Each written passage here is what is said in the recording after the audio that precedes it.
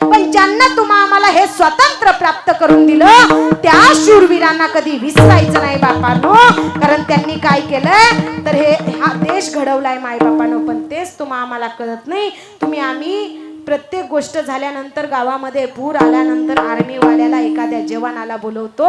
पण ऐका 15 ऑगस्ट आल्यानंतर आपण कधीच एखाद्या जवानाला बोलवत नाही. देशासाठी श्वास घेतो. भारत मातेचा खरा रखवालदार, मातेची शान, या भारताचा अभिमान, तिरंग्याचा स्वाभिमान म्हणजे आपल्या या महाराष्ट्रातला असणारा तो जवान आहे.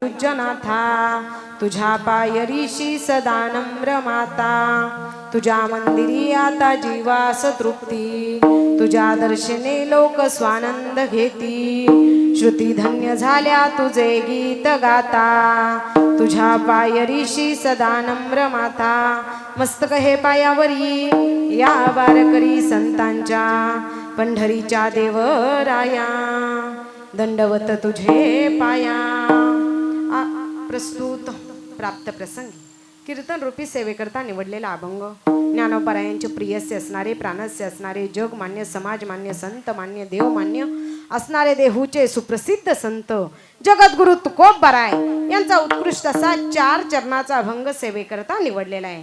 आज या ठिकाणी आपल्या या पुण्यभूमी पावनभूमी नगरीमध्ये कारुंडे बंगला या नगरीमध्ये आज या ठिकाणी मेंढी माऊलीचं झालेलं आगमन आणि त्या निमित्ताने माझ्या वाटेला आलेली सेवा आणि ते योगानं तुम्हा सर्वांचंच मला दर्शन विठ्ठल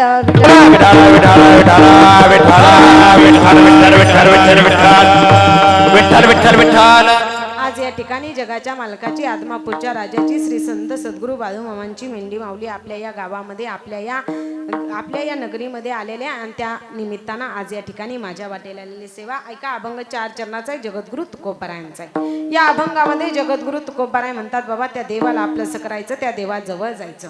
मग तुम्ही म्हणसाल ताई त्या देवाजवळ जायचं, त्या देवाला आपलंसं करायचं म्हणजे नेमकं काय करायचं? तर त्या देवाला माझं म्हणायचं। तुम्ही म्हणसाल ताई त्या देवाजवळ गेलो, त्या देवाला आपलंसं केलं, त्या देवाला माझं म्हटल्यानंतर काय होईल? तर जन्माला आलेल्या प्रत्येकाला कशाचं ना कशाचं दुःख निश्चित आहे। बसलेले तुम्ही सुखी आहे का दुःखी आहे? बोला बोला ना, सुखी आहे का दुःखी आहे? तुम्ही आहे का गेले? जागे ना सगळे बोलत चला, बोलणारी माणसं सुखी आहे का दुःखी आहे? दुःखी आहे। प्रत्येकाला सुख पाहिजे। मग ऐका, बाळू मामा तुमच्या आमच्यासाठी माय आहेत, बाळू मामा तुमच्या आमच्यासाठी बाप आहेत, बाळू मामा तुमच्या आमच्यासाठी कृपावंत आहेत। बाळू मामांनी काय केलं? तुमच्या आमच्या पदरामध्ये सुख पाडलंय। म्हणून बाळू मामा सारख्या देवाजवळ जायचं, बाळू मामा सारख्या देवाला आपलंसं करायचं। आज या ठिकाणी या पुण्यभूमी पावनभूमी नगरीमध्ये आज लक्ष्मणराव आप्पा सोसूल या बाहूंच्या शेतामध्ये मेंढी माऊलीचं आगमन झालेलं आहे। निश्चित आज त्यांच्या शेतामध्ये मेंढी माऊली आलेले आहेत। निश्चित त्या बाळू मामा सारख्या देवाला त्यांनी आपलंसं केलंय, म्हणून त्या सूळ परिवाराला देव कधीच दुःख देणार नाही, त्यांना सुख समाधान दिल्याशिवाय राहणार नाही। कारण त्यांनी काय केलंय तर त्या आदमापूरच्या श्री संत सद्गुरू बाळू मामांना आपलंसं केलंय। आपुला तो एक देव करून घ्यावा तेने विन जीवा सुख नव्हे। आज तुम्ही आलाय माझ्या मामांच्या दरबारामध्ये आलाय, पण कशा करता आलाय? प्रत्येकाला सुख पाहिजे, समाधान पाहिजे, म्हणून माझ्या मामांच्या दरबारामध्ये आलाय। माझ्या मामांच्या दरबारामध्ये आल्यानंतर तुमच्या जवळ दुःख यायला दुःखाला अवसान सुद्धा घावत नाही। तुमच्या जवळ सुख येतात, माना पानाने येतात, लोटांगण घालत येतात। दुःख यायला दुःखाला अवसान सुद्धा घावत नाही। ए रती माईके दुःखाची जनती नाही आदि अंत्यावसान। मग बाबा तुम्हाला काय वाटतं? या देहाचा नाश व्हावा का अविनाश व्हावा? बोला बोला ना, या देहाचा नाश व्हावा का अविनाश व्हावा? काय वाटतं?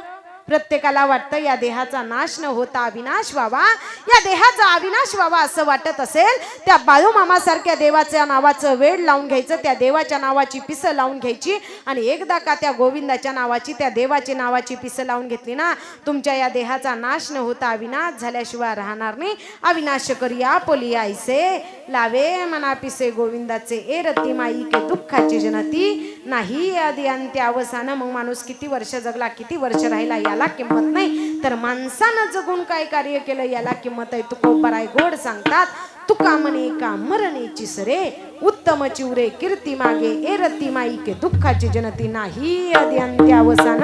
हा झाला अभंगाचा थोडक्यात भावार्थ। विठ्ठल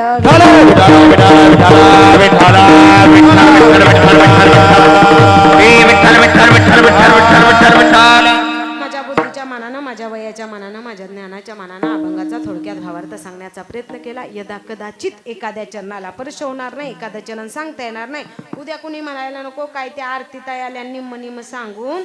आता खरी झाली कीर्तनाला सुरुवात। आता बसलेले जरा माझ्यासोबत बोलायचं। तुम्ही सुखी आहे का दुःखी आहे? आता जे तुम्हाला दुःख आहे ते मला नाही, आणि जे मला दुःख आहे ते तुम्हाला नाही। पण या मृत्यू लोकामध्ये जन्माला आलेल्या प्रत्येक मनुष्याला कोणत्या ना कोणत्या कारणाचं दुःख निश्चित आहे। मग सुख पाहिजे असेल तर कुठे यावं लागेल?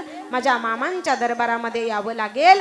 ऐका माय बापानं, माझ्या जगाच्या मालकाच्या आदमापूरच्या राजाच्या श्री संत सद्गुरू बाळू मामांच्या दरबारामध्ये प्रत्येकाला येण्याचा अधिकार आहे. गरीब जरी आला तरी माझ्या मामांच्या दरबारामध्ये बसायला तीच जागा दिली जाते. बंगल्यात राहणारा अधिकारी जरी आला तरी माझ्या बाळू मामांच्या दरबारामध्ये बसायला तीच जागा दिली जाते.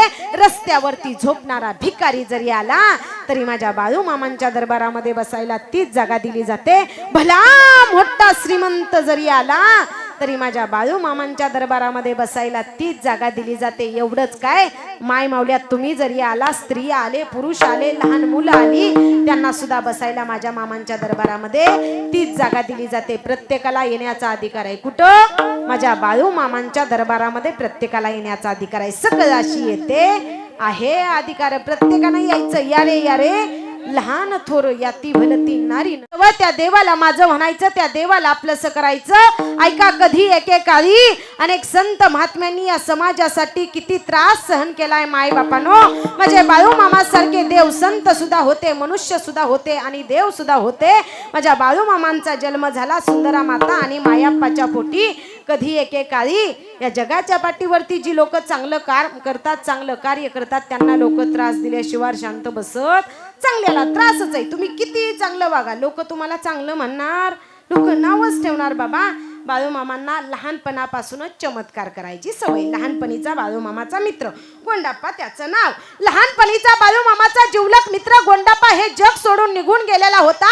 सगळ्या गावामध्ये बाळू मामांचा मित्र मेला म्हणून चर्चा चालू होती. सगळ्यांचा रडलेला आवाज बाळू मामांच्या कानावरती गेला आणि बाळू मामांनी पाहिलं, जीवाला जीव देणारा माझा जिवलग लहानपणीचा गोंडाप्पा मित्र या जगातून निरोप घेऊन चाललाय. पंचमहाभूतांवरती माझ्या मामांची सत्ता होती. ऐका माय बापानो, आज सेवेकरता ज्या जगद्गुरु तुकोबरायांचा अभंग घेतलाय, त्या तुकोबरायांची जशी काळावरती सत्ता होती ना, तशीच माझ्या मामांची सुद्धा काळावरती सत्ता होती. तुकोबरायांचा अधिकार किती मोठा बाबा. त्या काळाने ते यमराजांनी तुकोबरायासारख्या महात्म्याचं नाव जरी घेतलं, तुकाराम तुकाराम तुकाराम तुकाराम तुकाराम तुकाराम तुकाराम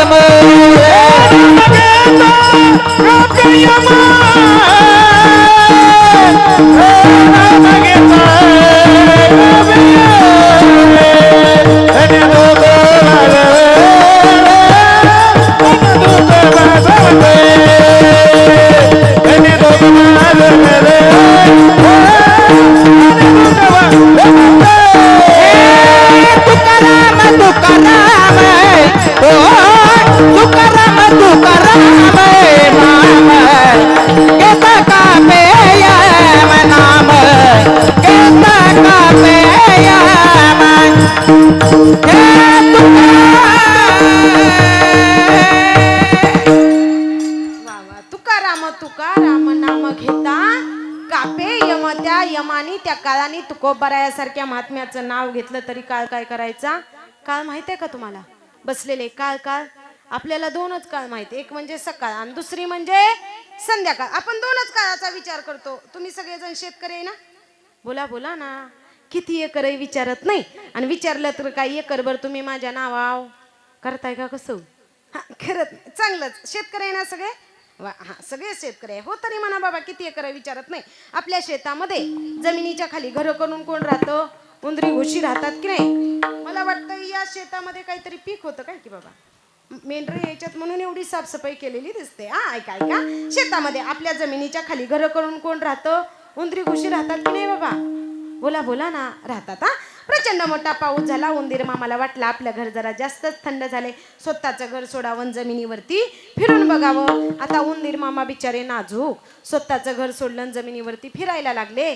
कडक ऊन पडलेलं आणि कुठं सावली मिळते, कुठं सावली मिळते, कुठं सावली मिळते करत आपले उंदीर मामा निघाले. आई उंदीर मामाला एक सावली मिळाली. ती सावली कशाची होती माहितीये का?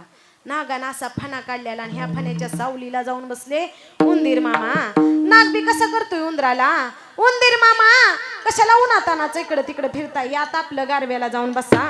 ऐ टाकलं नागानं उंदराला घेऊन काय बघताय माझ्याकडं. ऐका माय बापानो, कधी एकेकाळी नागाच्या तोंडात उंदराला जसं जावं लागलं ना, तसं कधी एकेकाळी या देहाचा मालक असणारा तो काळ, त्या यमाच्या त्या काळाच्या तोंडात तुम्हा आम्हाला जावं लागणार आहे. पण त्या काळावरती सुद्धा सत्ता माझ्या श्री संत सद्गुरू बाळूमामांची होती, तुकोबारायांची होती.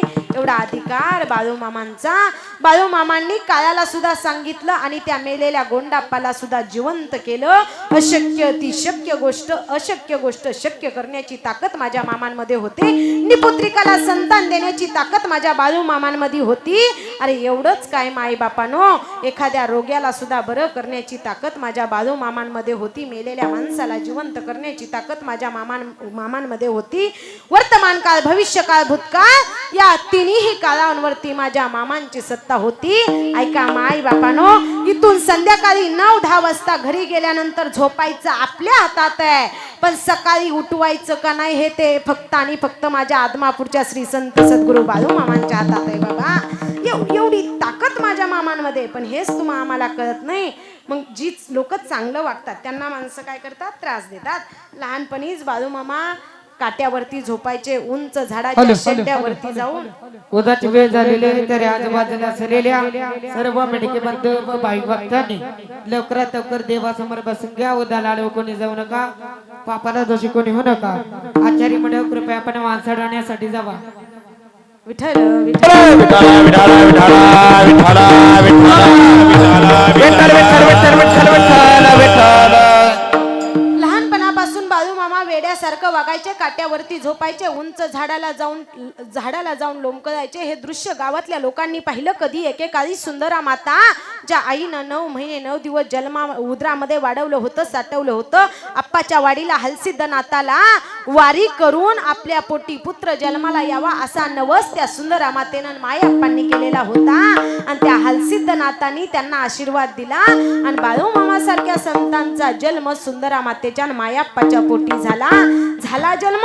विचित्र बाळूमामा वागायला लागले. कधी एकेकाळी सुंदरा माता पाणी भरण्यासाठी हांडा घेऊन गेले आणि पाणी भरण्यासाठी हांडा घेऊन गेलेल्या सुंदरा मातेला गेलेल्या पाहिल्यानंतर तिथल्या सगळ्या माय मावल्यांनी चर्चा केली की सुंदरा मातेच्या मायाप्पाच्या बाजूला वेड लागलं म्हणे. काट्यावरती झोपतोय, उंच झाडावरती चढतोय असं वेड लागलं. सगळे वेडा बाळू असं म्हणायला लागले. भूतबाधा झाले असं म्हणायला लागले. सुंदरा मातेनं आहे त्या जागेवरती हांडा ठेवला आणि धावत धावत सुंदरा माता आली. तिनं विचार केला, डोळ्यातले आसू घळा गळायला लागली. तिनं विचार केला, रक्ताचं दूध करून पाजलंय माझ्या लेकराला, माझ्या बाळाला, आप्पाच्या वाडीला, हलसिद्ध नाताला, मल्हारी मार्तंडाचा अवतार असणारा, शिवभोला चक्रवर्तीचा अवतार असणाऱ्या त्या हलसिद्ध नाताला नवस केला आणि पुत्र मागितला देवा. पण देवा पुत्र फक्त स्वतः करता मागितलं नाही रे देवा, या जगाचं हित करण्याकरता, जगाचं कल्याण करता पुत्र मागितला रे देवा. पण देवा आता मला कळतंय, आपल्या पतीला, आपल्या मालकाला सांगते, स्वामी आपण जन्माला घातलेला आपला बाळू वेडा आहे, आपल्या बाळूला वेड लागलाय, आपला बाळू खुळा आहे, सगळ्या गावात चर्चा आहे असं म्हटल्यानंतर कळालं. त्या मायाप्पाला सुद्धा वाईट वाटलं. मायाप्पाने विचार केला की आपल्या लेकराला वेड लागलंय म्हणून त्याला चाकरी करण्यासाठी दुसरीकडे पाठवलं पाहिजे. ऐका माय बापानो, जगाचा मालक होण्याकरता अगोदर माझ्या आदमापूरच्या श्री संत सद्गुरू बाळूमामांना एका सावकाराच्या घरचं चाकर व्हावं लागलंय. चंदू सावकाराच्या घरी माझ्या बाळूमामा सारख्या संतानं काम करावं, चाकरी करावी. पण तिथं सुद्धा माझ्या मामांवरती अन्याय झाला, अत्याचार झाला आणि माझ्या मामांवरती झालेला अन्याय अत्याचार मामांना सहन नाही झाला. माझ्या मामांनी तिथून काम सोडावं, तिथून आपल्या बहिणीच्या गावाला यावं, गंगू आत्याच्या गावाला यावं. ऐका बसलेले आपण सगळेजण संत बाळूमामांना मामा का म्हणतो? बाळूमामांची बहीण गंगू आत्या, त्या गंगू आत्याची मुलं बाळू मामा आपल्या बहिणीचा मुलगा आपल्या भावाला, तुमच्या भावाला तुमच्या बहिणीचा मुलगा काय म्हणतो आई? बोला बोला ना. आ मामा म्हणतो. तशी गंगू आत्या मामांची कोण होती? बहीण होती. आणि तिची मुलं कोण झाली?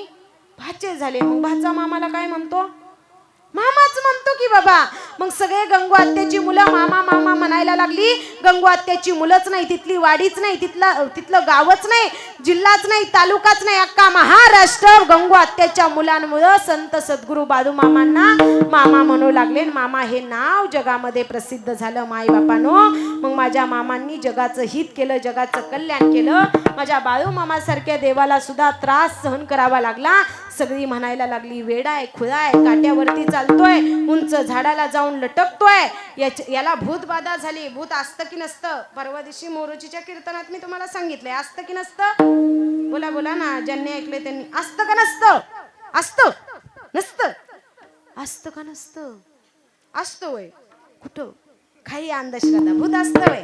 तेव्हा चालताय तुम्ही सांगितलंय की भूत असतं. भूत नसतं तर नारदाला 60 पोरं झाली. भूत लागले नारदाला 60 पोरे झाली. त्याला भूत नसतं तर माऊली म्हटलेच नसते की पदे भूत बाधा बेनी. ते भूत आहे, भूत नाही असं नाही. पण ते पूर्वीच्या काळात दिसायचं. आता लय दिसतच नाही. आता माणसंच भूतासारखी झालेत. कशाला भूत दिसते ती बाबा? एवढी माणसं वाईट वागते ती, तोंडावरती गोड गोड बोलते ती, पाठीमाग मग कशाला भूत लागते ती बाबा? पूर्वी महादेवाच्या लग्नामध्ये भूत नाचायला होती. आता आपल्या लग्नामध्ये नाचणारी सुद्धा भूतच आहे ती की. पूर्वीचा काळ सगळा काळ बदलला. एक बघा जुना काळ होता. काय सुंदर ओव्या होत्या. एक आम्ही असंच बघ्यावरती कीर्तन करून चाललेलो. एक सुंदर ओवी बाबा मी ऐकली, मला ती फार आवडते. हा फार फार फार गोड आहे. त्यातला भाव फक्त तुम्ही जाणून घ्या किती गोड आहे बाबा. धनगराची मेंढर, धनगराची मेंढर, धनगराची मेंढर, धनगराची मेंढर, धनगराची मेंढर का धनगराची मेंढर, ओ धनगराची मेंढर, धनगराची मेंढर, नातीवानी काळ कुणी दुधावानी पांढर, हसीदानी जायवळे दुधावानी पांढर, नातीवानी काळ कुणी दुधावानी पांढर, हसीदानी जायवळे दुधावानी पांढर, धनगराची मेंढर का धनगराची मेंढर, धनगराची मेंढर, धनगराची मेंढर का धनगराची मेंढर, धनगराची मेंढर, धनगराची मेंढर, हो. कसा माणूस हरला, माणुसकीला विसरला, आणि माणुसकीच्या नात्यामध्ये स्वार्थाला घेऊन घुसला, आणि धनगराची मेंढर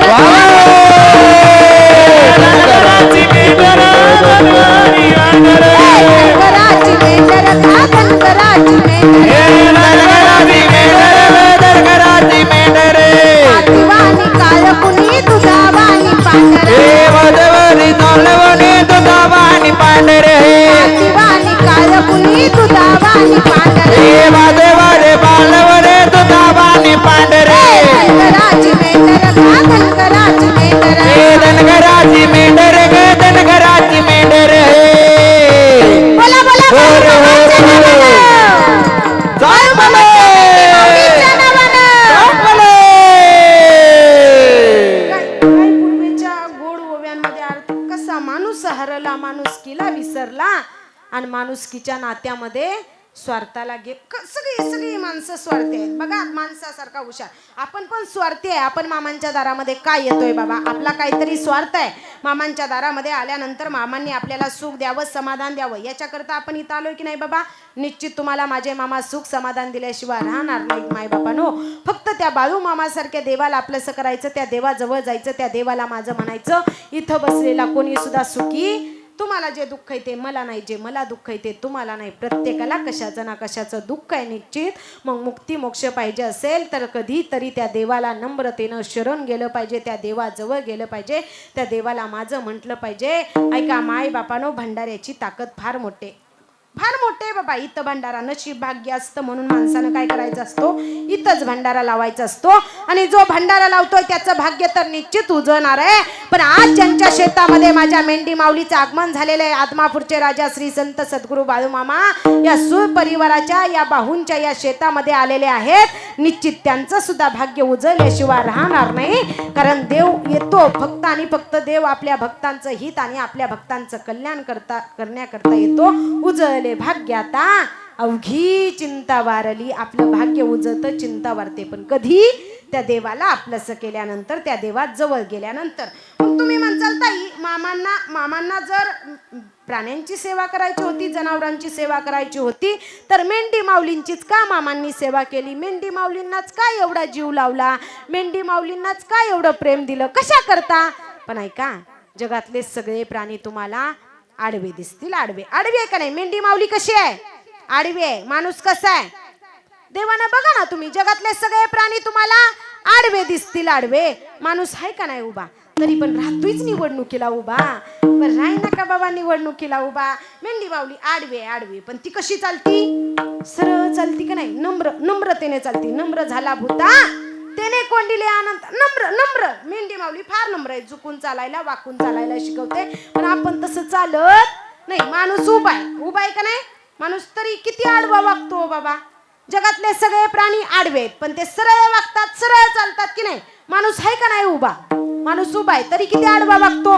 कधी कधी त्या आदमापूरच्या राजाला श्री संत सद्गुरू बाळूमामांना सुद्धा प्रश्न पडत असेल, देव सुद्धा विचार करत असेल, माणसाला मी उभा जन्माला घातलंय तरी माणूस एवढा आडवा वागतोय. मी जर आडवं जन्माला घातलं असतं तर माणूस किती आडवा वागला असता.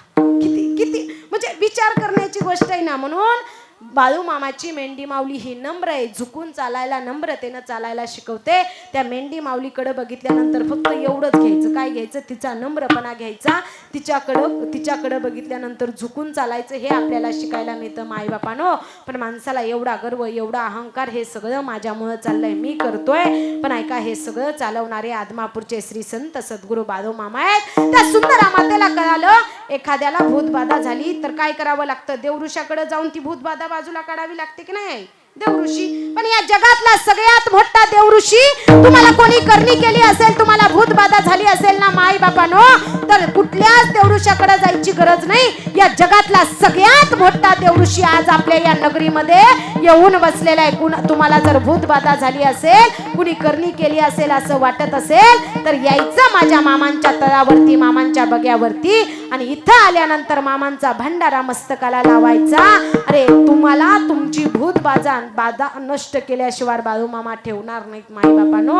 सगळं बाळूमामा नष्ट करतात. पण त्या मामांची ताकद तुम्हा आम्हाला कळत नाही. बाळूमामांना भूतबाधा झाली, करणी झाली म्हणून गावातल्या देवऋषाला बोलवलं. आणि गावातल्या देवऋषाला बोलवल्यानंतर माझ्या मामांना त्रास दिला जात होता माईबापानो. दोन्ही हात मामांचे टांगलेत, चाबूक हातात आहे देवऋषाच्या, आणि तोच चाबूक तो देवऋषी माझ्या मामांच्या अंगावरती मारतोय. चाबूक मारत असताना झालं असं त्या मारलेल्या चाबुकाचा मार माझ्या मामांना लागला. त्या मारलेल्या चाबुकाचा मार त्या देवऋषाला लागला. एवढी ताकद माझ्या मामांमध्ये. त्या देवऋषानं मामांना सोडून दिलं, पण माझ्या मामांनी जगाचं हित केलं, जगाचं कल्याण केलं. पण ऐका, त्या मामांच्या नावाची ताकद बसलेली आहे. बाळूमामांच्या नावाची ताकद एका शब्दात, एका अक्षरात, एका वाक्यात तुम्ही मला सांगू शकाल का? बोला ना. मामांच्या नावाची ताकद तुम्ही आहे का गेले? हा, एका वाक्यात, एका शब्दात, एका अक्षरात. आज या ठिकाणी पहिलाच दिवस आहे. आज आपण या ठिकाणी या कारुंडे बंगल्या या वस्ती या शेतामध्ये आपण मेंढी माऊलींचं आगमन केलेलं आहे. आज पहिल्याच दिवसाची कीर्तन सेवा तुमच्या लेकीच्या. सगळे एकाच तालुक्यातली, एकाच जिल्ह्यातली, एकाच महाराष्ट्राच्या मातीतली माणसं आहे की नाही? मी तुमचीच लेक, तुमचीच नात, तुमचीच मुलगी, तुमचीच बहीण आहे का नाही? बोला आहे ना. आज शेजारच आहे आपण. सगळे माझ्यावरती लेकीसारखं, मुलीसारखं, नातीसारखं, बहिणीसारखं प्रेम करत असणारे. आज पहिलाच दिवस आहे. या सूर परिवाराच्या, या बाहूंच्या या शेतामध्ये मेंढी माऊलीचं आगमन झालेलं आहे. आणि पहिल्याच दिवसाची कीर्तन रूपी सेवा तुमच्या लेकीच्या, तुमच्या नातीच्या, तुमच्या आरतीताईच्या, तुमच्या बहिणीच्या वाट्याला आलेली आहे. आणि आज जर तुम्हाला तुमच्या लेकीच्या कीर्तनातून बाळूमामांच्या नावाची ताकद जर नाही कळाली, तर काय तुम्ही तुमच्या लेकीचं कीर्तन ऐकलं? ऐकायची मामांच्या नावाची ताकद? ऐकायची का बाबा? ऐकायची का? हा सगळ्यांनी ताट बसायचं. मी म्हणते तेच माझ्या पाठीमागं म्हणायचं. काय म्हणायचं? मी म्हणते तेच. कुणाच्या नावाची ताकद ऐकायची? आज ज्यांच्या दरबारामध्ये बसलोय त्या बाळूमामांच्या. सर्वांनी बोला बोला बाळूमामांच्या नावानं. ऐका मी काय म्हटलं? नावाची ताकद ऐकायची. मी म्हणते तेच तुम्ही माझ्या. मग मी काय म्हटलं? बोला बोला बाळूमामाच्या नावानं. चांग भलं म्हणा म्हटलं का? अय बाबा आई चांग भलं म्हणा म्हटले का? नाही ना म्हटले. न सांगता पॉप तुमच्या मुखातून चांग भला हा शब्द निघून गेला ना, हीच तर माझ्या मामांच्या नावाची ताकद आहे. बस आज तुमच्या लेकीच्या कीर्तनाला आला आणि आज या ठिकाणी या कीर्तनातून तुम्हाला माझ्या मामांच्या नावाची ताकद जरी कळली ना, तरी माझं कीर्तन सफल झालं म्हणून समजा माई बापानो. म्हणून मामांच्या नावामध्ये फार ताकद आहे. मामांचा अवतार म्हणजे रिद्धी सिद्धीचा, त्या देवादिदेव महादेवांचा अवतार म्हणजे माझ्या बाळू मामांचा अवतार आहे. पण ऐका आता काय चाललाय? श्रावण. आपण काय करतो? 11 महिने रावण आणि 1 महिने श्रावण. हा श्रावण महिना. श्रावण महिन्यामध्ये आई आपण उपवास धरतो, चप्पल सोडायचा संकल्प करतो. असला संकल्प होय श्रावण महिन्यामध्ये. श्रावण महिन्यामध्ये चांगला संकल्प करा. श्रावण महिन्यामध्ये महिनाभर त्या देवादिदेव महादेवांचं या मुखानं नामस्मरण करा. त्या महादेवाचं दर्शन घ्या. ऐका माय बापानो, तो महादेव तुम्हाला प्रसन्न झाल्याशिवाय राहणार नाही. 11 महिने रावणासारखा मांसाहार करायचा, रावणासारखी वाईट वृत्ती ठेवायची आणि 1 महिना महादेवाचे भक्त आहे म्हणून श्रावण महिन्यात भक्ती करायची. अशी भक्ती केल्यानंतर तुम्हाला महादेव प्रसन्न होणार नाहीत.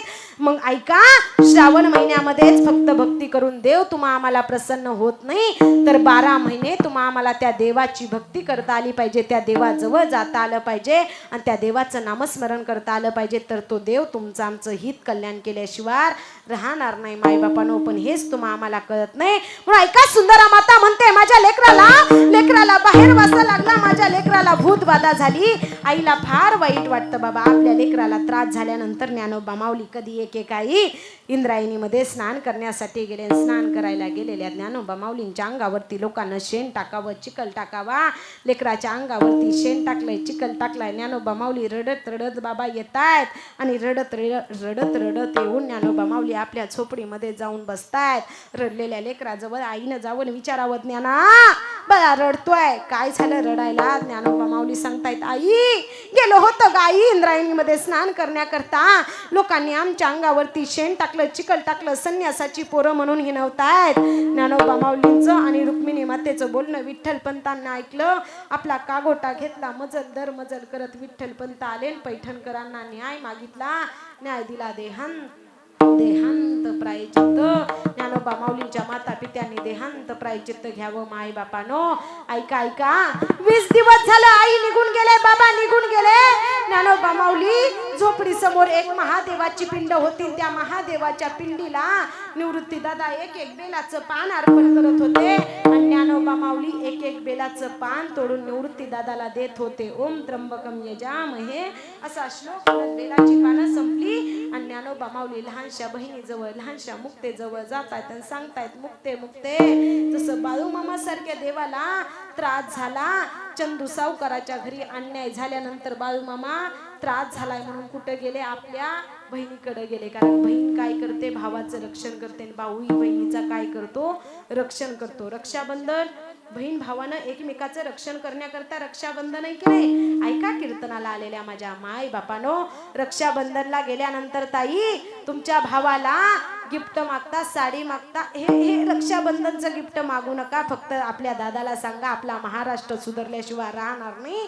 आपल्या दादाला, आपल्या भावाला सांगा, दादा रक्षाबंधनला राखी बांधून तू सांगतो ताई तुझं रक्षण करेल, तुला हवं नको ते बघेल, पण दादा रक्षाबंधनला हे मला गिफ्ट नको. रक्षाबंधनला मला तुझ्याकडून एकच वचन हवंय, रस्त्यानं जाणारी प्रत्येक स्त्रीला तू बहीण म्हणून बोलशील आणि बहीण म्हणून तिचं रक्षण करशील. एवढं जर आपल्या बहिणीनं आपल्या भावाला मागितलं ना रक्षाबंधनला, एवढं जर गिफ्ट मागितलं ना रक्षाबंधनला आपल्या बहिणीनं भावाला, तर आपला महाराष्ट्र सुधारल्याशिवाय राहणार नाही मायबापानो. कारण या महाराष्ट्राच्या मातीमध्ये तुम्ही आम्ही जन्माला आलेली माणसं आहे मायबापानो. ऐका, हा भारत आपला महाराष्ट्र देश आपला अभिमान आहे, आपला स्वाभिमान आहे. आपला भारत कसा आहे हे या तिरंग्या झेंड्याकडे बघून लक्षात येतं. 3 रंग आहेत बाबा.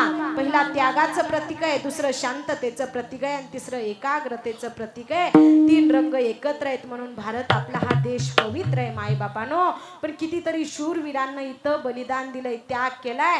प्रत्येकाला जगण्याचा अधिकार आहे, पण माणसानं विचार करून जगलं पाहिजे मायबापानो. प्रत्येकाला जगण्याचा अधिकार आहे, स्वातंत्र्यानं जगण्याचा अधिकार आहे. पण ज्यांना आम्हाला हे स्वातंत्र्य प्राप्त करून दिलं त्या शूरवीरांना कधी विसरायचं नाही बापांनो.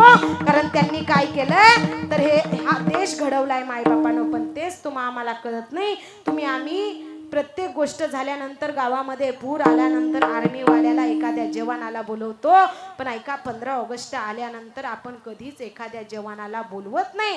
देशासाठी श्वास घेतो. भारत मातेचा खरा रखवालदार, मातेची शान, या भारताचा अभिमान, तिरंग्याचा स्वाभिमान म्हणजे आपल्या या महाराष्ट्रातला असणारा तो जवान आहे. पण हेच आम्हाला कळत नाही. म्हणून या महाराष्ट्राच्या मातीमध्ये जन्माला आलेली आम्ही माणसे.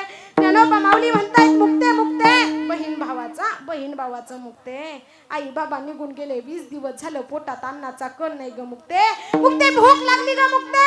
मुक्ते आज ना आईच्या हाताच्या मांड्याची आठवण झाली ग मुक्ते. ऐका कीर्तनाला आलेल्या माई बापांना, आईच्या हाताला जी चव असते ना, ती चव या जगाच्या पाठीवरती दुसऱ्या कुणाच्याच हाताला नसते बाबा. ज्ञानोबा माऊली म्हणतायत मुक्ते मांडे करशील का. ज्ञानोबा माऊलीला लहानशी मुक्ता म्हणते, ज्ञान दादा जा आळंदीमध्ये जाऊन मधुगिरी मागून आण. मी कुंभारवाड्यात जाते आणि खापर मागून आणते. लहानशी मुक्ता कुंभारवाड्यात घुसते, सांगते दादा कुंभारीन मावशी मला खापर पाहिजे. मुक्ते तू बेटावरच्या संन्यासाची लेख हो मावशी, काय पाहिजे. खापर पाहिजे. बस त्या कोपऱ्यात बस, मी तुला खापर आणते. आणि ज्ञानोबा माऊली प्रत्येकाच्या घरोघरी जातायत आणि सांगतायत मावशी काकी काहीतरी द्यावं. माझा लहानसा भाऊ आहे, माझी लहानशी बहीण आहे, माझा निवृत्ती दादा आहे, भूक लागली. मुक्ते भूक लागली मग काय पाहिजे म्हणून खापर घेण्यासाठी मुक्ता कुंभारवाड्यात वाट बघते. आणि ज्ञानोबा माऊली मधुगिरी मागण्यासाठी जाताय. एक 80 वर्षाची म्हातारी आजी तिच्या दाराजवळ ज्ञानोबा माऊली गेले. दार वाजवलं. 80 वर्षाची म्हातारी आजी काठी टेकवत आली. 80 वर्षाची म्हातारी आजी म्हटली, कोण रे म्हणे तू पोरा. आई माझं नाव ज्ञानेश्वर. कुणाचा रे ज्ञानेश्वर. आई बेटावरच्या संन्यासाचा ज्ञानेश्वर. अरे बेटावरच्या संन्यासाचा ज्ञानेश्वर, काय काम काढलं रे पोरा. आई काहीच काम नाही काढलं. आई निघून गेले, बाबा निघून गेले. 20 दिवस झालं पोटात अन्नाचा कण नाही. माझ्या लहानशा मुक्तेला, माझ्या लहानशा सोपानाला, माझ्या निवृत्ती दादाला भूक लागली म्हणून मधुगिरी मागण्यासाठी आलो. असं म्हटल्यानंतर त्या 80 वर्षाच्या म्हाताऱ्या आजीच्या हातातली काठी खाली पडली आणि 80 वर्षाची म्हातारी आजी ज्ञानोबा माऊली जवळ जाते. ज्ञानोबा माऊलींच्या गालाचे पापे घेते. ज्ञानोबा माऊलीला मिठी मारते, सांगते ज्ञाना अरे बाया तुझी माय आणि तुझा बाप फार चांगला होता रे ज्ञानेश्वरा. असं म्हटल्यानंतर ज्ञानोबा माऊलीच्या डोळ्यातून असं आले. ज्ञानोबा माऊलीने आपली झोळी फेकून दिली. ज्ञानोबा माऊली पळत त्या आजी जवळ जातायत. आजीला मिठी मारतायत आणि सांगतायत आई काय माझे आई बाबा चांगले होते, फार चांगले होते रे ज्ञानेश्वरा. काय चांगले होते. अरे ज्ञानेश्वरा तुझा बाप आणि तुझी आई फार चांगले होते. आई काय चांगले होते.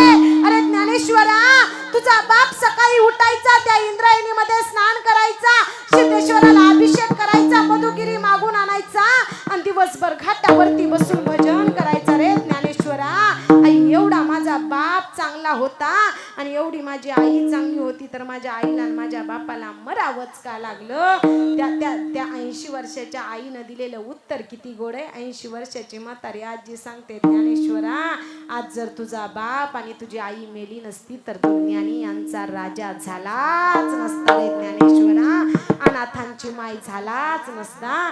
म्हणून ऐका संत आपल्यासाठी फार करतात. ज्यांना अनाथ झाल्यासारखं वाटतंय, ज्यांचा बाप नाही त्यांचा बाप म्हणजे माझे श्री संत सद्गुरू बाळू मामा आहेत. ज्यांना आई नाही त्यांची आई म्हणजे माझे श्री संत सद्गुरू बाळू मामा आहेत. म्हणून स्वतःला कधीच अनाथ समजायचं नाही. या जगाचा करता धरता, या जगाचा पालन करता, या जगाला सुख देणारा, या जगाला समाधानी ठेवणारा, आनंद ठेवणारा तो जगाचा बाप म्हणजे आदमापूरचा राजा आहे. म्हणून त्या देवाजवळ यायचं, त्या देवाला आपलंसं करायचं. म्हणून ऐका आज या सूर परिवारानं त्या बाहूंना आपल्या शेतामध्ये बाळू मामा सारख्या देवाला आणलं, बाळू मामा सारख्या मेंढी माऊलींना आणलं की निश्चित त्यांच्या जीवनामध्ये सुख समाधान आल्याशिवाय राहणार नाही. कारण या सूर परिवारानं त्या बाळू मामा सारख्या देवाला आपलंसं केलंय. अभंगाच्या पहिल्या आपलं तो एक करणी घावा आपुला तो एक देव करणी घावा आपुला तो एक देव करणी घावा आपुला तो एक हे आपुला तो एक देव करणी घावा आपुला तो एक देव करणी घावा आपुला तो एक देव करणी घावा आपुला तो एक देव करणी घावा तेने बिन देवा तेने बिन दीवा तेने बिन दीवा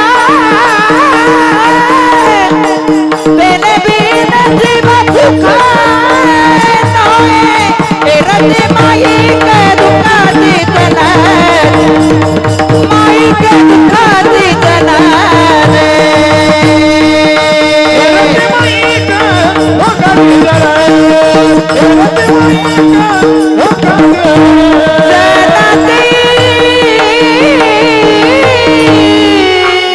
आपुला तो एक देव करून घ्यावा तेने विना जीवा सुख नये. आपण सगळ्यांना माझं म्हणतो पण देवाला माझं म्हणतो का? आई बसलेले म्हणतो का देवाला माझं? आई रस्त्यावरती म्हशीचं शेण पडू द्या, दोघींची भांडणं लागते. ती पहिली कशी करती, लावभर हात माझ आहे, दुसरी म्हणती लावभर हात माझ आहे. आता मला एक सांगा, रस्त्यावरती पडलेलं शेण म्हशीचं का तुमचं? कुणाचं? आई म्हशीच्या शेणाला सुद्धा आपण माझं म्हणतो पण बाळूमामा सारख्या देवाला माझं म्हणतो का?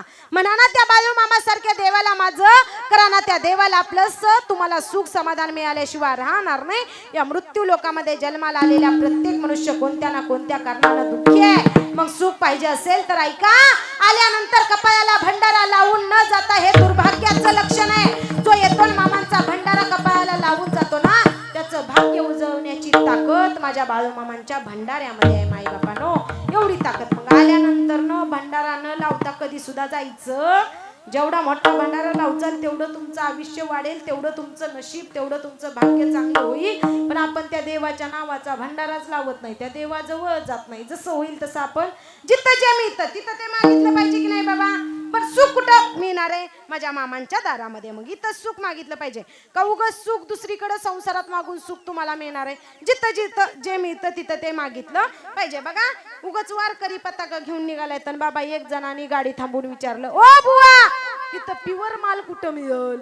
म्हणजे पुढचा माणूस कोण आहे काय बघून विचारलं पाहिजे. जिथं जे मिळतं तिथंच ते मागितलं पाहिजे. बरं बाबा तुम्हाला 1 किलो सुंदर ताजे पेढे पाहिजेत. काय पाहिजेत? बोला बोला ना. पेढे पाहिजेत, सुंदर ताजे पेढे पाहिजेत. उगाच तुम्ही चपलेच्या दुकानदारापाशी गेला आणि चपलेच्या दुकानदाराला म्हटला, दादा दादा मला 1 किलो सुंदर पेढे द्या. तो चपल्याचा दुकानदार काय म्हणाल, इथं पेढा नाही पण जोडा नक्की मिळेल. म्हणजे पेढा पाहिजे तर आई तुम्ही कुठे गेलं पाहिजे? स्वीट होम मध्ये गेलं पाहिजे, स्वीट मार्ट मध्ये गेलं पाहिजे, हॉटेल मध्ये गेलं पाहिजे. तिथं काय मिळेल तुम्हाला? सुंदर ताजा पेढा मिळेल. चपल्याच्या दुकानात काय मिळेल? जोडाच मिळेल नाही. मग सुख पाहिजे असेल ना तर माझ्या मामांच्या दारामध्ये यावं लागेल, माझ्या मामांच्या बग्यावरती यावं लागेल, माझ्या मामांच्या दरबारामध्ये यावं लागेल. इथं आल्यानंतर तुम्हाला सुख समाधान मिळाल्याशिवाय राहणार नाही. माई बापानो, समुद्राला सोडून पाणी बाजूला आलं की मीठ बनतं, नदीला सोडून पाणी बाजूला आलं की गरम होतं आणि कुत्र मालकाला चुकलं की दगाड खातं. विठ्ठल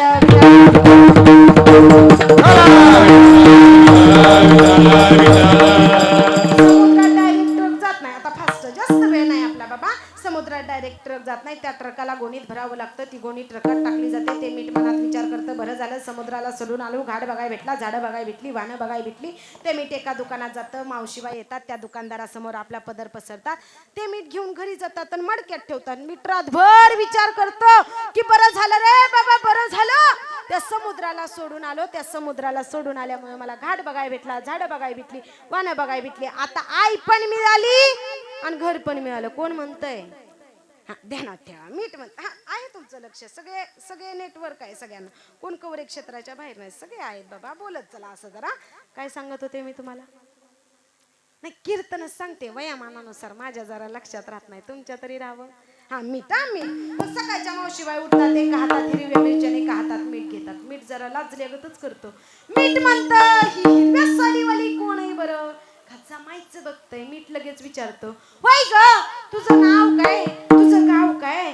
मिरच्या म्हणतात मला कोल्हापूरची लवंगी मिरची म्हणतात मीठ म्हणायला जमलं तू कोल्हापूरचा आणि मी मुंबईचा पत्रिका छापायला टाकतो मिरच्या म्हणाले थोबाड्या नको लय उड्या मारू थोड्या वेळानं बुलडोजर येईल आणि आपल्या अंगावनं फिरल का त्या मिठाला वरुट्याचा दणका सोसावा लागला समुद्राला सोडून आल्यामुळे त्या मिठाला वरुट्याचा दणका सोसावा लागला तसंच आहे तुम्ही आम्ही बाळू मामा सारख्या देवाची साथ सोडून आलोय ना म्हणून तुम्हा आम्हाला दणकाय आणि दणका देऊन मी भागलं नाही मावशीबाई शेंदालती ते मीठ भाजीत गेलं भाजीत ना पोटात गेलं सकाळ काही सोनं झालं बाई बाबा काय ते मीठ नरक बनलं का त्या मिठाला नरक भेटावा समुद्राला सोडून आल्यामुळे त्या मिठाला नरक भेटावा तसं तुम्ही आम्ही बाळू मामा सारख्या देवाला सोडून आलोय म्हणून तुम्हा आम्हाला दुःख आहे म्हणून ऐका कधी एकेकाळी आग्नी म्हणला नदीत शिरतो खालच्या माणसांना गरम पाण्याची आंघोळ आता मला सांगा आग्नी नदीत शिरल्यावर पाणी गरम होईल का अग्नी विजल बोला बोला ना अग्नी विजला आणि पाण्याने पण करायची ती चुकी पाणी कसं करतय आग्ने आता कसं वाटतंय अग्नी म्हणाली आता गारगार अग्नी भडकून आला पाण्याने करायची ती चुकी केली पाण्यानं काय केलं नदीतनं मोटरतनं टुपीतनं चावीतनं नळाला मावशीबाईंना पातीला लावलं आणि ते उचलून चुलीवरती खाल्लं जा लावला आता अग्नी कशी करते पाण्याला पाण्या आता कसं वाटतंय पाणी म्हणाला आता गरम ताकद नव्हती अग्नीला पाण्याला गरम करण्याची पण पाणी गरम झालं नदीला सोडून आल्यामुळे गरम झालं तसंच आहे माई बापानो ताकद नाही या जीवाला दुःख भोगण्याची पण दुःख भोगावं लागतंय बाळू मामा सारख्या देवाला सोडून आल्यामुळे दुःख भोगावं लागतंय कधी एकेकाळी वस्तीवलं कुत्र गावात फिरायला येऊ द्या ह्यानी दगड उचल मार त्यानी दगड उचल मार पण एखाद्या वेळेस त्या कुत्र्याचा मालक जर सोबत असला आपण घेतलेला दगड हळूच मागे टाकतो ना आपण काय म्हणतो चावलंय र पण मालक आहे र मालकामुळं कुत्र्याचा मार चुकतो आणि बाळू मामा सारख्या देवामुळे जीवाचं दुःख संपतं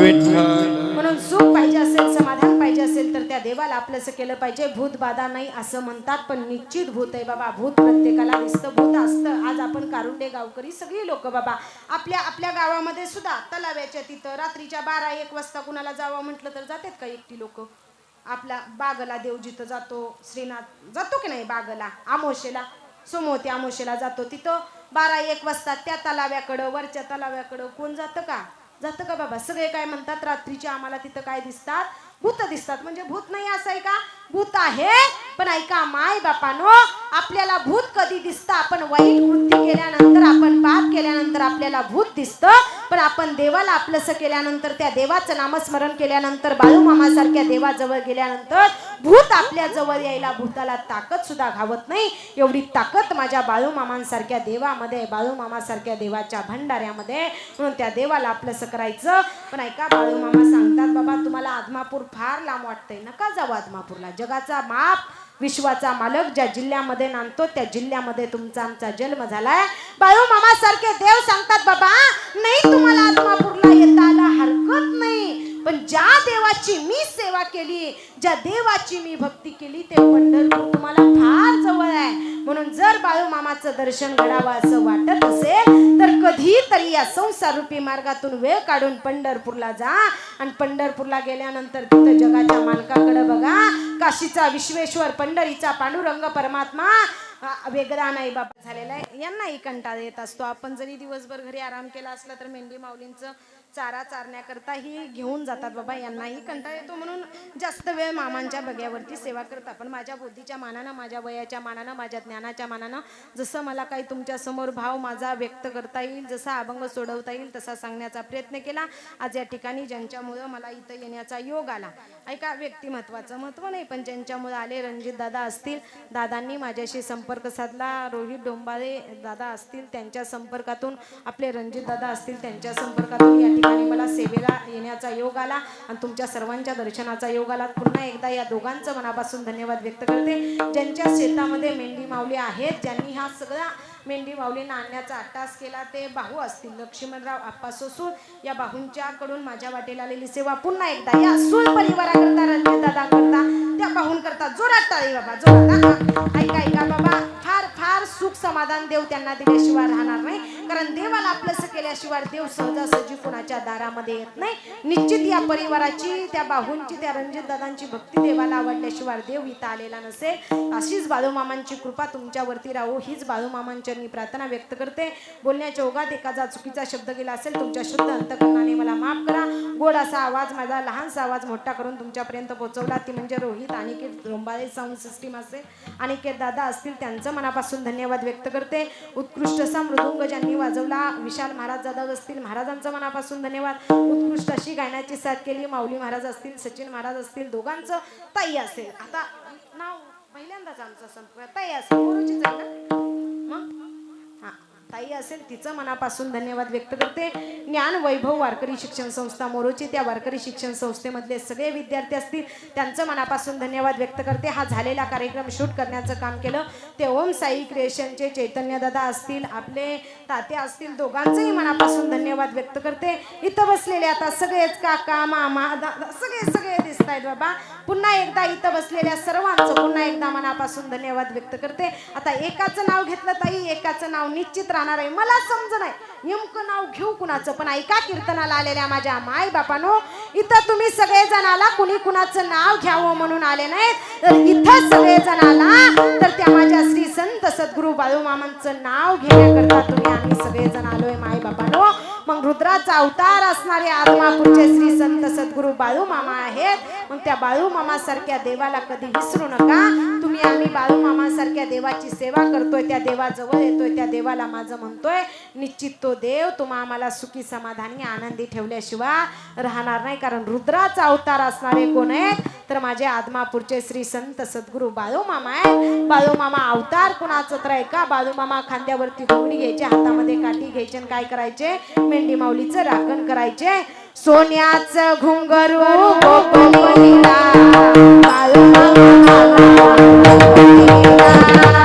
सोन्याचं घुंगरू गोपनीला बाळूमामाला राखलेला.